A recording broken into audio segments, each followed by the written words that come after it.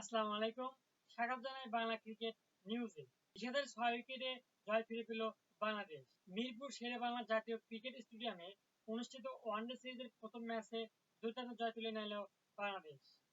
West ইন্ডিজকে 74 রানে হারিয়ে 3 ম্যাচের সিরিজে 1-0 ব্যবধানে এগিয়ে গেল বাংলাদেশ দল। শেষ ওয়ানডে সিরিজের আফগানিস্তানের কাছে হতাশ হওয়ার পর এই জয় টাইগারদের জন্য ছিল মন মানসিক মুক্তির মতো।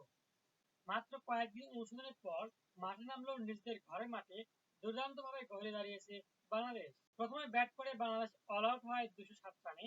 দলের হয়ে সর্বোচ্চ 51 রান করেন তাওহিদ, 46 রান করেন অভিষেক মাহিদুল ইসলাম। শেষ দিকে রিশাদ হোসেন ঝড় তুলে 13 বলে করেন 26 রান, যা দলের স্কোর 200 পার করতে সহায়তা করে। জবাবে ব্যাট করতে নেমে শুরুটা ভালো করলেও রিশাদ হোসেনের ঘূর্ণিতে ভেঙে পড়ে ওয়েস্ট ইন্ডিজ দল। 51 রান যোগ করলেও এরপর মাত্র 82 রানের ব্যবধানে বাকি সব ব্যাটাররা ফিরেছেন সাজঘরে।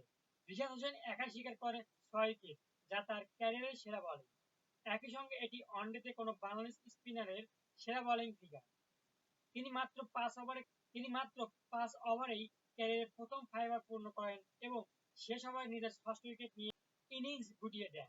ওয়েস্ট ইন্ডিজ 39 ওভারে অল আউট হয়ে যায় মাত্র 133 রানে। এর আগে ব্যাটিংয়ের শুরুটা হতাশাজনক ছিল বাংলাদেশের।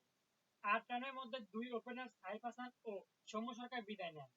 এরপর শান্ত ও হৃদয়ের 71 রানের জুটি দলকে সাময়িকভাবে টানলেও মিডল অর্ডারের নিয়মিত উইকেটে পতন থামাতে পারেনি টাইগাররা। এই জয়ে সিরিজের 1-0 ব্যবধানে এগিয়ে গেল বাংলাদেশ। সিরিজের দ্বিতীয় ম্যাচ অনুষ্ঠিত হবে আগামী কয়েকদিনের মধ্যেই, যেখানে এই জয় টাইগারদের আত্মবিশ্বাস যোগাতে নিশ্চিত হবে।